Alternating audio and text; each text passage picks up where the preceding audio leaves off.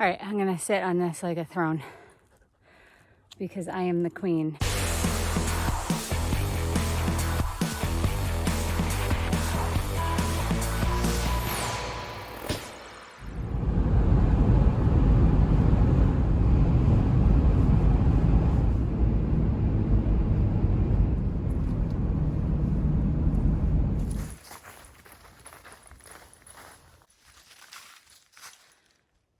Well, good morning, everybody. Welcome to a lovely day in the Adirondacks. This is either going to be a great hike or one of the bigger mistakes that I've made. Today we're going to be headed up Blueberry Mountain and hopefully over to Porter and then Cascade and back. Yes, this is the long approach. I've never done this trail. I've always wanted to, but it's extremely steep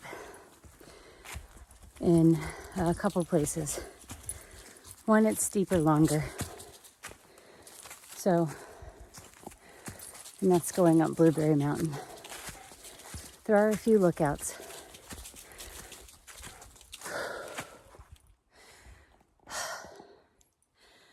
I don't like elevation right out of the car. I expect to be going really slow. I haven't been feeling well the past few weeks, so anything's been a little challenging.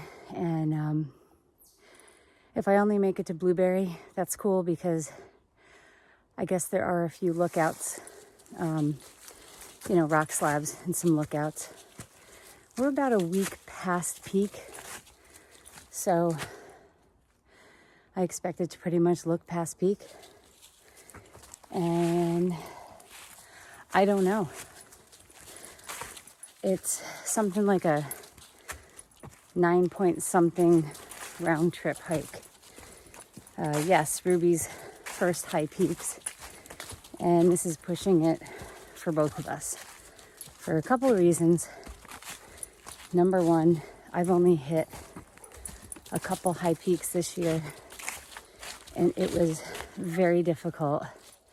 And also, Ruby's still a little young, but we're gonna try. Like I said, we don't have to go the entire way. So we're gonna see. I did forget my hiking trail runner, so I'm wearing my everyday trail runner, so that should be interesting. And let's see how far we get.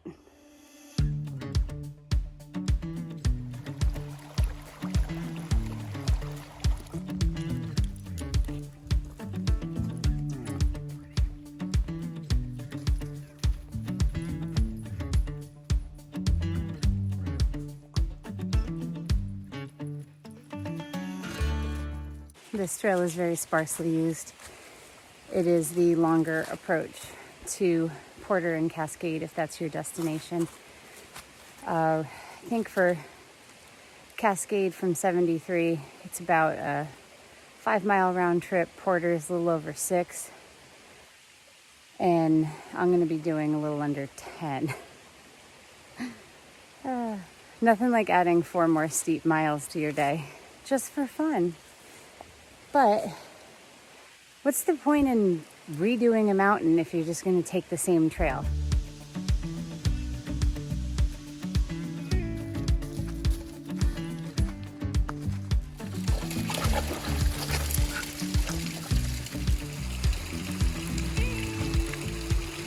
We just crossed a little stream. Kind of follows a small stream for a short amount of time. Right now it looks like we're swinging away from it. So about a mile of this trail is very steep. The first 0.7, it's kind of moderate. Then you're dealing with pitches anywhere between 24 to 45. So really steep. And that goes on for about a mile until it evens off a little bit. And then there's a second pitch that goes up, equally as steep, but short in duration. It's about 0.3 miles. So a mile of up, that's going to take me forever to get up. And that's going up Blueberry Mountain. So it's at that point I will assess my situation and decide if I want to go any further over to Porter and Cascade, which in all reality wouldn't be that bad. I'm just concerned about how much that steep elevation gain is going to kick my rear end. So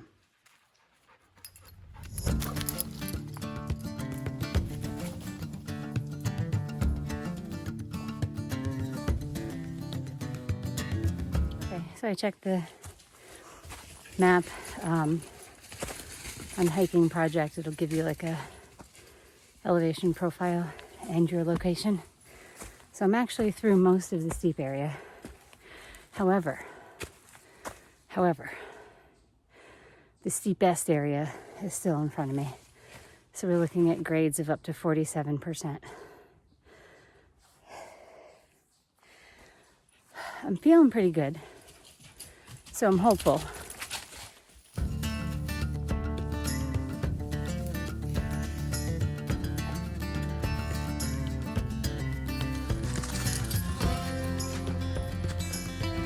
So far this has had a distinctly Catskill feel to it.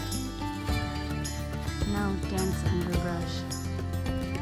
Just all these hardwoods. Ooh, a bear.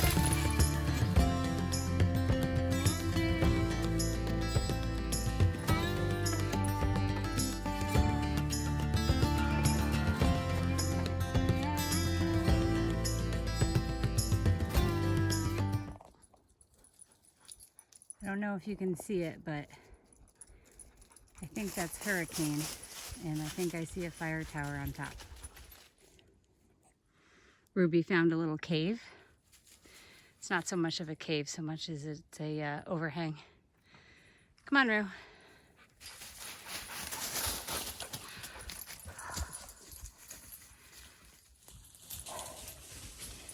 This seriously is the longest 3/10 of a mile of my life. Except when I was hiking up the trap dike. That was probably worse. Get your 4-wheel drive out of here.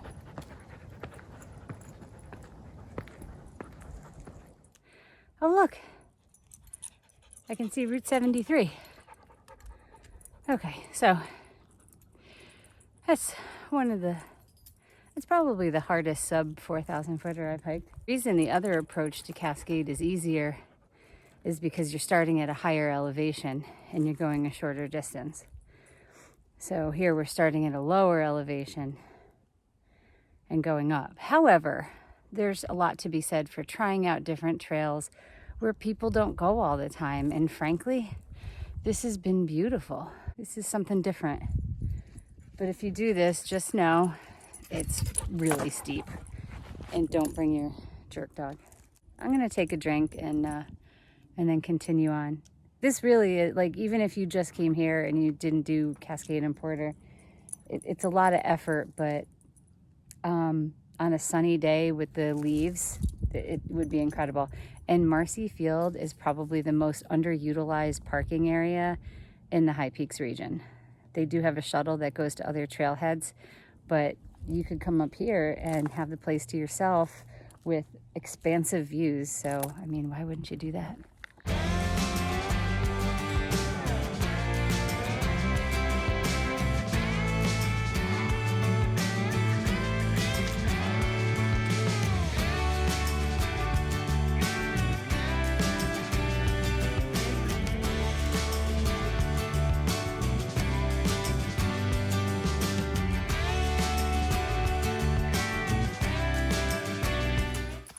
We just dropped down a little bit more. This part of the trail is quite eroded. A little muddy. I wish there was like dankometer. It's like so humid going up this little stretch up to Porter. It's super humid. Kind of feel like kind of trapped in, and trail's eroded pretty bad. No more deciduous trees. Big difference from before. I know frequently when I hike, it doesn't look like I'm ever having any issues, but I am flat out struggling right now. Absolutely struggling. And I know for me, it's just the steep areas, like going downhill or flat. I'm usually pretty good. I can just keep going. I feel like I'm going up a 14er right now. Stopping every 100 yards or so.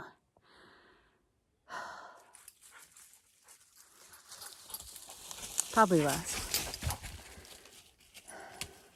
But I'm going to keep going. I think we only have about 0.1-ish, 0.15 left of really steep terrain. And this is pretty rugged too.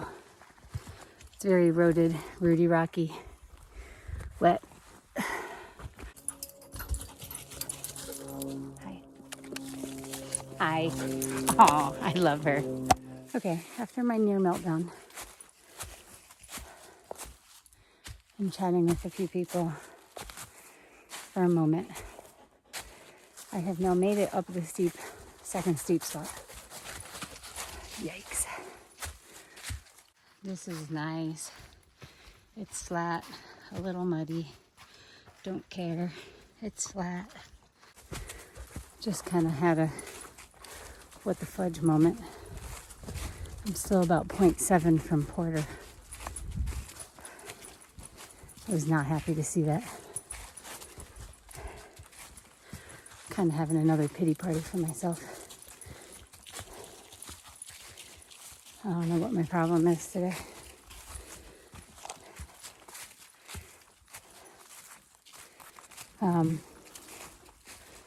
So I'll make it to Porter. I don't know how much further I'll make it.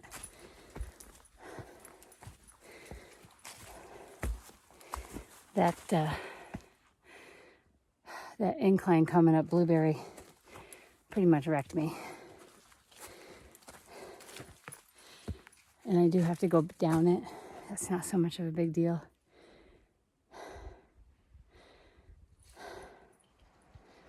It wasn't like coming up the second steep part where it was rooty and rocky and I have to be careful. It's just sort of a straight shot down a bunch of exposed slides.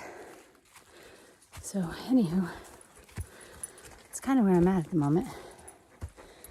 Sort of not feeling it. Kind of feel like turning around right now, but I can't.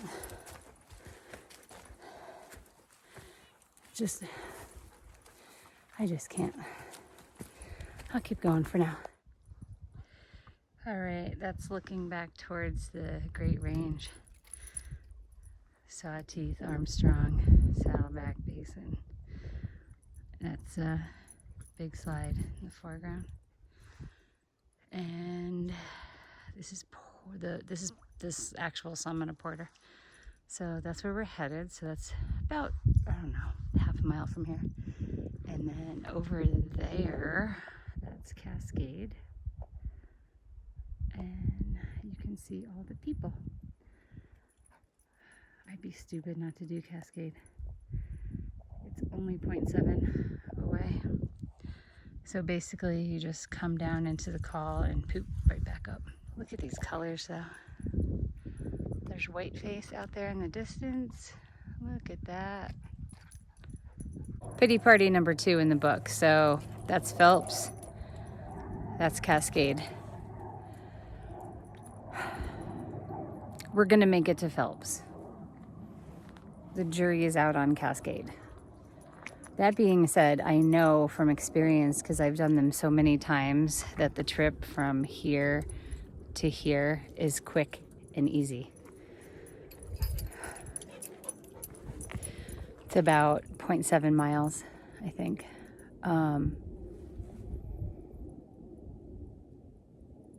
Tends to be a little muddy.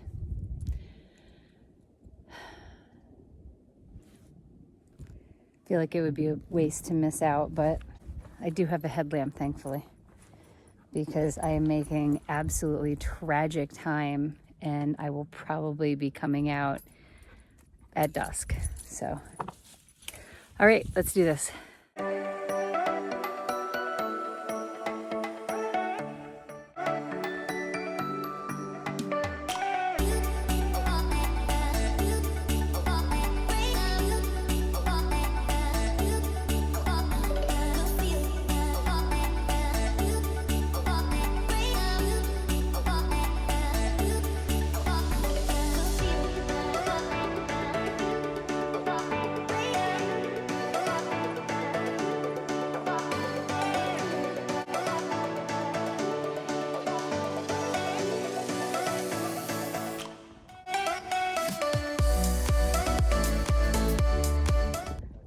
There's a great range.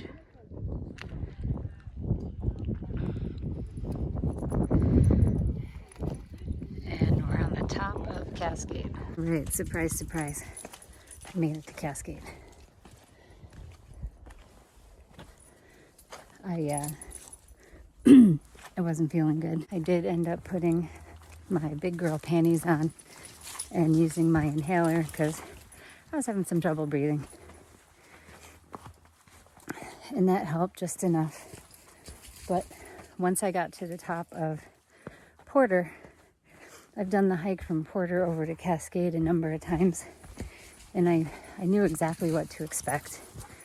So once I was standing there, it kind of made it easier to make the decision to go forward.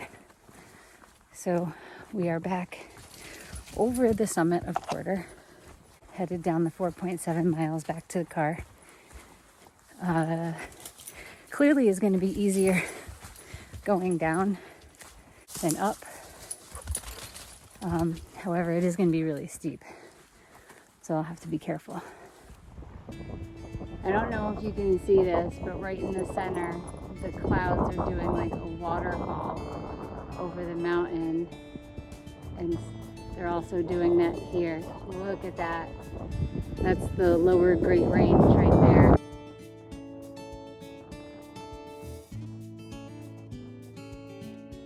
Hello, everybody. I'm still not to the car. It's getting a little dark out by the time I get there. It's going to be dark, I think, or darn close. I'm only about a mile away. It's not far. But, so I definitely had a few, like, kind of breakdowns today. I'm not really sure why. Actually, well, like the rest of the planet, I've been stressed. But I don't know. Maybe it was like a perfect storm. Whatever. So I had my moments of falling apart today. It happens. Right now, I'd like to just sit here for an hour and take a break, but kind of too close to the car to do that. And little Miss Ruby, she keeps jumping on me, so I know that she's tired. What would have helped today is if I didn't forget my poles. It would have helped if I had the correct trail runners. These are definitely pretty slick on these leaves, and there's a lot of little rocks that I keep slipping on. So I'm just taking my time. This was definitely a strenuous hike. It's probably as strenuous as I thought it was going to be. No surprises here. It's extremely steep going up, and I'm a person that loves downhill. This is just killing me right now, killing me. But it will be over soon, and I'm gonna eat macaroni and cheese in my car because I'm hungry. And the dog ate all my food. I gave her all my food today. That was another issue I had today, is I did not bring enough calories. And I kind of felt bad for her because she's young, so I gave her my food. So I'm kind of in a bit of a calorie deficit.